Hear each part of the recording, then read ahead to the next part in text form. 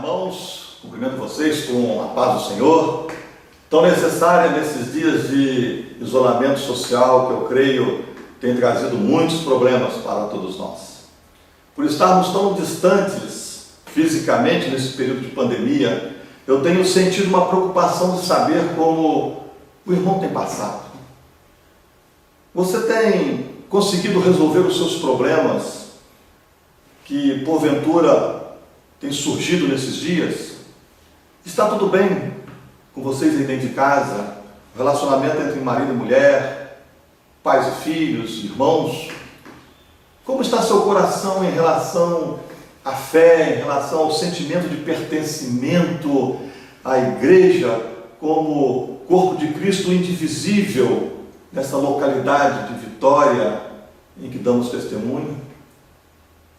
Você tem acompanhado as postagens no grupo do WhatsApp da igreja, em que temos colocado lá os vídeos com as mensagens para a edificação dos irmãos, o informe Eclesia, com os avisos e as orientações para todo o decorrer da semana, os pedidos de oração que vão surgindo conforme a necessidade da igreja? Vocês têm acompanhado isso?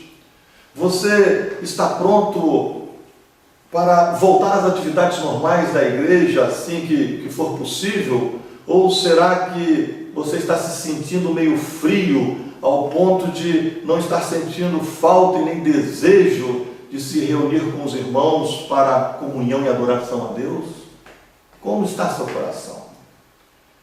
Diante dessas preocupações, eu quero ler um texto que Pedro, o apóstolo de Jesus, escreveu aos cristãos de sua época, que passavam por provações, lutas, sofrimentos, como, guardando as devidas proporções, obviamente, tem sido aquilo que nós temos passado, temos vivido nesses dias. O texto está em 2 Pedro, no capítulo 1, verso 1 a 4, que diz assim, Simão Pedro, servo e apóstolo de Jesus Cristo, aos que conosco obtiveram fé igualmente preciosa na justiça de nosso Deus e Salvador Jesus Cristo, graça e paz vos sejam multiplicadas no pleno conhecimento de Deus e de Jesus nosso Senhor, visto como pelo seu divino poder nos têm sido doadas todas as coisas que conduzem à vida e à piedade, pelo conhecimento completo daquele que nos chamou para a sua própria glória e virtude, pelas quais nos têm sido doadas as suas preciosas e muito grandes promessas, para que por elas vos torneis coparticipantes da natureza divina, livrando-vos da corrupção das paixões que há no mundo. A palavra que eu quero compartilhar com você nesta manhã de domingo é acerca da natureza divina, que Pedro declara que todo cristão autêntico possui e que Paulo corrobora de forma explícita, contundente, em sua carta aos Gálatas, no capítulo 2, de 19 a 20, que diz assim, porque eu, mediante a própria lei, morri para a lei, a fim de viver para Deus. Estou crucificado com Cristo, logo já não sou eu quem vive, mas Cristo vive em mim. E esse viver que agora tenho na carne, vivo pela fé no Filho de Deus, que me amou e a si mesmo se entregou por mim. Eu quero te fazer uma pergunta e quero que você responda com sinceridade. Você tem essa natureza divina que Pedro se refere? A nova natureza adquirida quando uma pessoa passa pelo novo nascimento? Você pode dizer, como Paulo, que a sua vida foi substituída pela vida de Cristo e que agora você caminha movido pela fé em Jesus? Você pode dizer isso? Se você tem essa natureza divina e deseja viver movido pela fé em Jesus, enfrentando com determinação, com equilíbrio, com paz, com alegria, com serenidade, qualquer que seja o problema que a vida lhe impuser, eu quero dizer a você que será preciso você estar alimentando constantemente essa sua nova natureza, para que ela não seja inoperante em sua vida. E aqui eu quero deixar duas maneiras para você alimentar essa nova natureza. A primeira é manter comunhão com Deus por meio da leitura da palavra. Jesus, logo após ser batizado, ele foi levado pelo Espírito ao deserto para ser tentado, ser provado pelo diabo. Na solidão do deserto, após 40 dias de jejum e oração, ele pronunciou uma frase que permanecerá para sempre como a chave para uma vida poderosa e feliz. Essa frase está em Mateus 4,4, que diz assim, não só de pão viverá o homem, mas de toda palavra que procede da boca de Deus.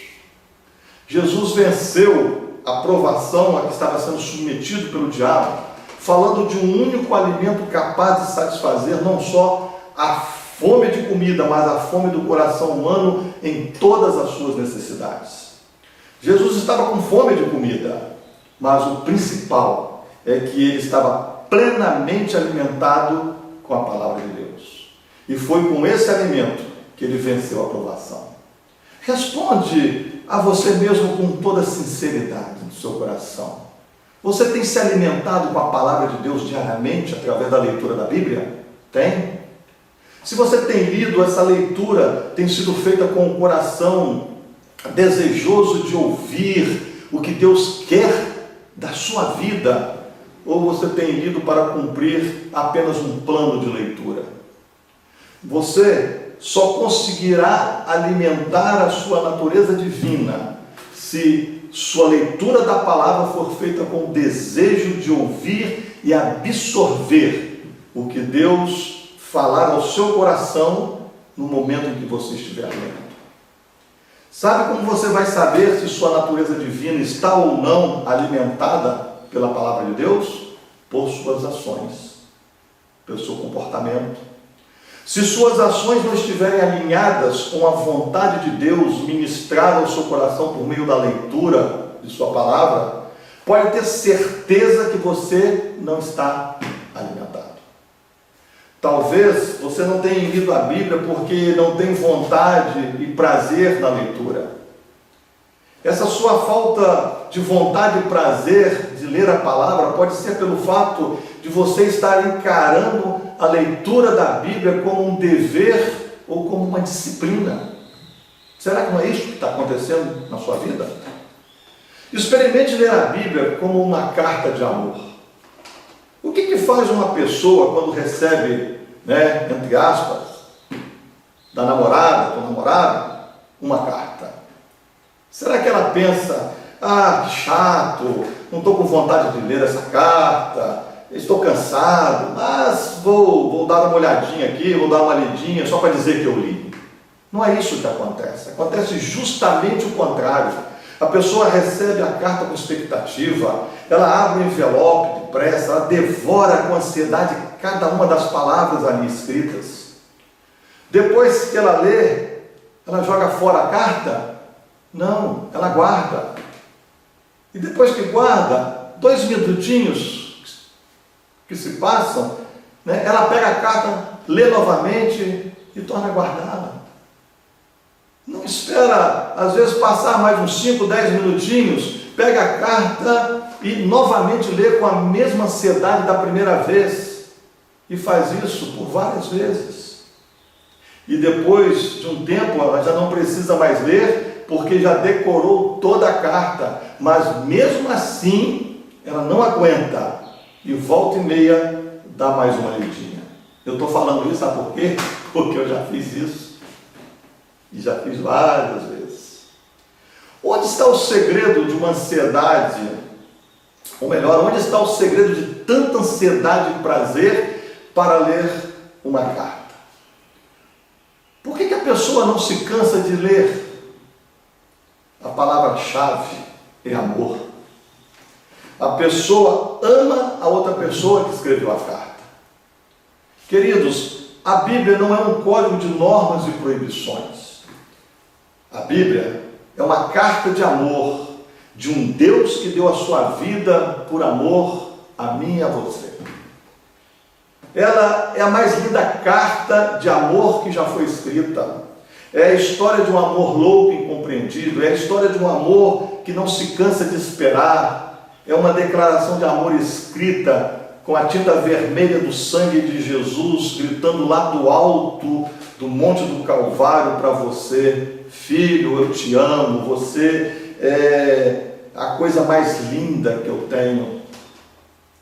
Lendo a Bíblia, nós encontramos muitas histórias de pessoas semelhantes a nós, pessoas que experimentaram conflitos, tentações e provações, pessoas que escorregaram e caíram, homens e mulheres que lutaram contra seus temperamentos,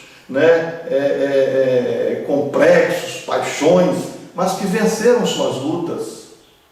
São através dessas histórias que Deus fala aos nossos corações: filho, você também conseguirá, não desanime, olhe para frente, continue, lute, vá em frente, tenha calma, tenha paciência. Na leitura da Bíblia, tenha muito cuidado com o formalismo, pois ele é um grande inimigo da vida cristã. Às vezes você diz assim: eu leio a Bíblia no mínimo uma vez por ano, eu não vou para a cama antes de dormir sem ler 3, 4, 5 capítulos. Eu não tenho nada contra você fazer isso, mas eu estou te alertando a ter cuidado com a leitura mecânica, porque ela não tem valor como alimento sólido para a sua nova natureza divina. A leitura da Bíblia, para ser um nutriente da natureza divina, tem que ser realizada em um momento de companheirismo e diálogo com o seu autor, com Jesus. Leia um versículo ou um texto, medite nele e aplique a mensagem que te foi passada por aquele texto, aplique a sua vida. Pergunte a você mesmo: o que esse versículo está querendo falar comigo? Depois de uma meditação sobre o que você leu, fale para Deus com toda sinceridade sobre como está indo sua vida comparada com a mensagem que te foi passada naquela leitura. Não tenha pressa de ler a Bíblia. O único versículo lido, ruminado e saboreado num diálogo franco e honesto com Jesus poderá fazer uma revolução em sua vida. Romanos 8,31 diz assim: que diremos, pois, à vista dessas coisas? Se Deus é por nós, quem será contra nós? Experimente meditar nesse versículo, lendo de outra forma. Diz assim: que direi? Que direi, pois, à vista dessas coisas? Se Deus é comigo, quem será contra mim? Quem será contra mim? Experimenta ler desse jeito. Não olhe para a leitura da Bíblia como um dever, ou uma carga pesada a ser carregada, mas como um encontro com as maravilhosas promessas de Deus para você. Olhe dessa forma, porque se você olhar como uma carga, vem o desânimo e aí você não consegue ler. A leitura da palavra de Deus é uma maneira poderosa de alimentarmos a nossa nova natureza divina, que nos manterá firmes nos dias de lutas e provações. Uma segunda maneira de você alimentar a sua nova natureza divina é manter uma comunhão com Deus por meio da oração. No Sermão do Monte, em Mateus 6, 9 a 15, Jesus instruiu seus discípulos acerca de como deveriam orar. É a oração do Pai Nosso. Como cristãos, sabemos que a oração é a ferramenta que move o coração de Deus em nosso favor. Sabemos que precisamos orar, mas às vezes não conseguimos, ou quando com muito esforço conseguimos ter um momento de oração, ao acabar sentimos que a oração parece que não passou do teto. Todo verdadeiro crente sabe da necessidade da oração como um alimento para a sua nova natureza em Cristo. Mas o que fazer quando não se tem vontade de orar? o que fazer? Primeiro, é preciso entender o que é oração. Orar nada mais é do que alguém falar com Deus.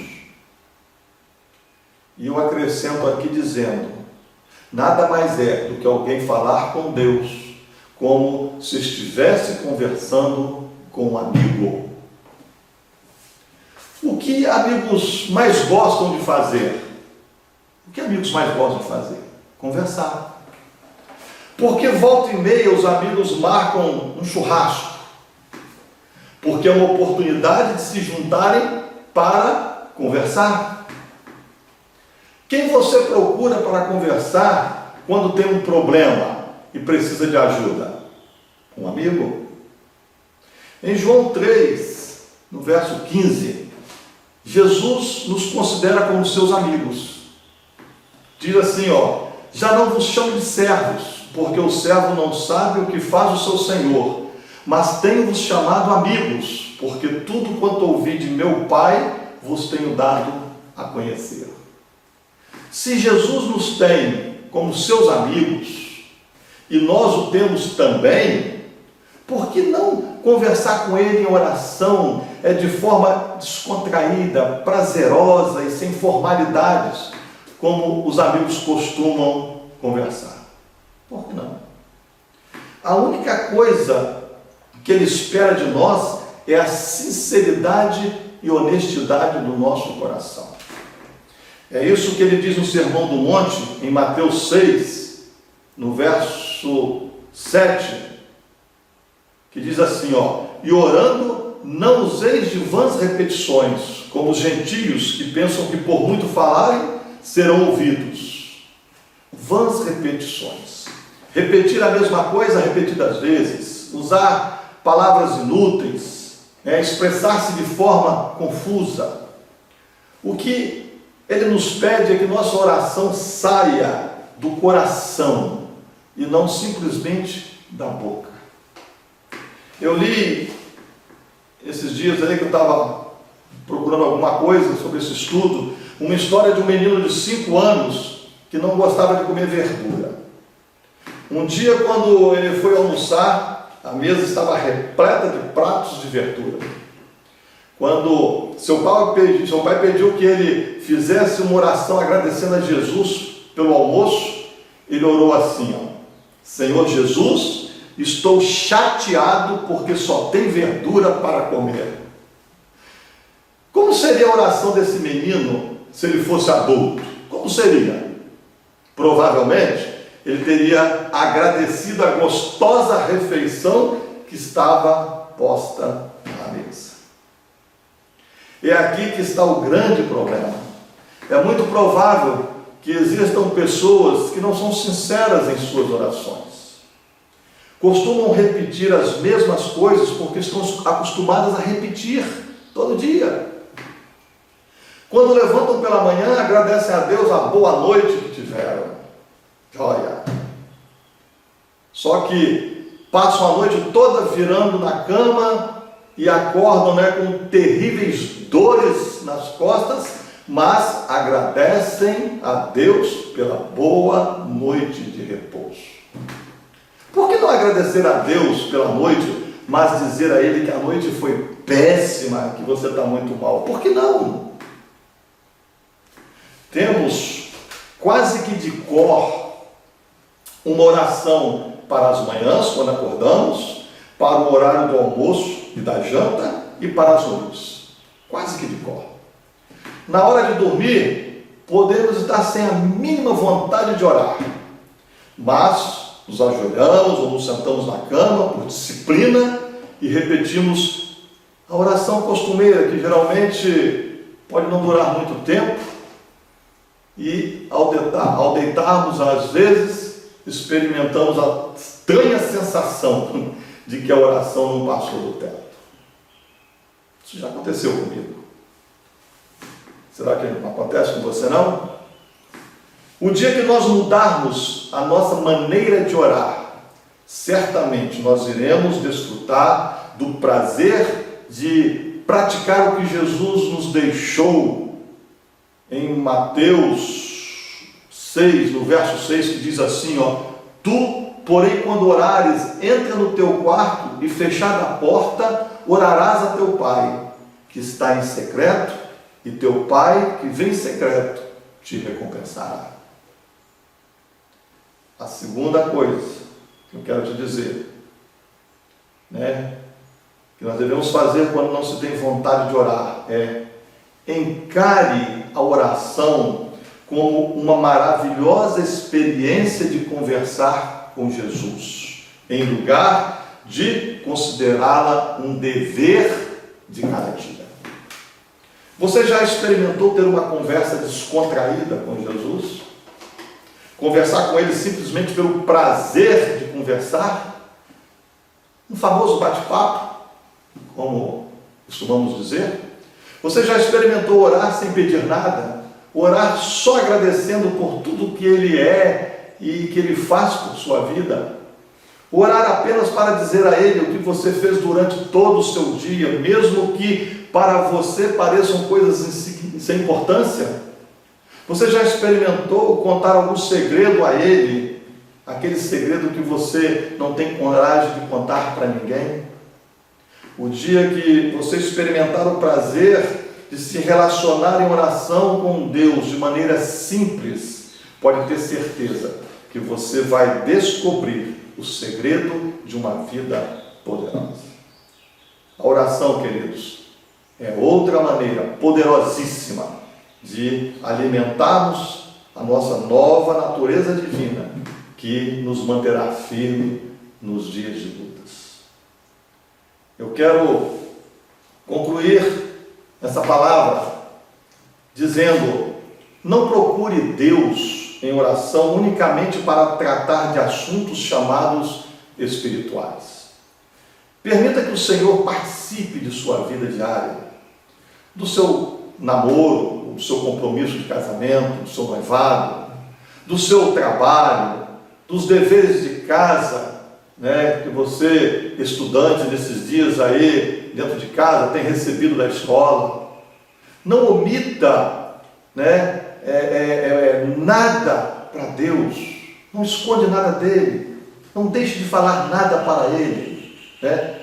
E considere tudo aquilo que parecer insignificante para você como importantíssimo para ele. Coloque para ele os detalhes da sua vida. Aos pés da cama, converse com ele como um verdadeiro amigo.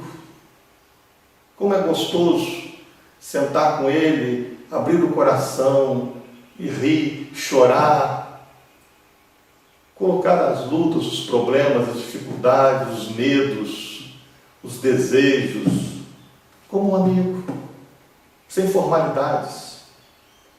Separe um tempo de oração e utilize isso sem pressa. Não tenha pressa. Reserve um tempinho. A partir do momento que você conseguir desenvolver esse relacionamento mais íntimo de oração com Deus, você vai começar a sentir um prazer e um desejo cada vez maior de se prostrar diante dele, porque você não estará mais cumprindo um penoso dever, mas estará conversando com o mais compassivo e maravilhoso amigo que alguém possa ter nessa vida. Se você, meu querido irmão e minha irmã, mantiver constantemente sua nova natureza divina devidamente alimentada pela leitura da palavra e pela oração, pode ter certeza que seus dias de conflitos, de medos e tristezas, perderão o poder de oprimir a sua vida. Irá ceder o lugar à paz, à segurança e à alegria, mesmo diante das mais duras provações, diante dos mais terríveis problemas. Que jamais esqueçamos do maior exemplo que nós temos na pessoa de Jesus. Jesus, alimentado pela palavra, ele venceu a tentação do diabo no deserto, quando teve fome. Está escrito: não só de pão viverá o homem, mas de toda a palavra que procede da boca de Deus. Mateus 4:4. Também está escrito: não tentarás o Senhor teu Deus. Mateus 4:7.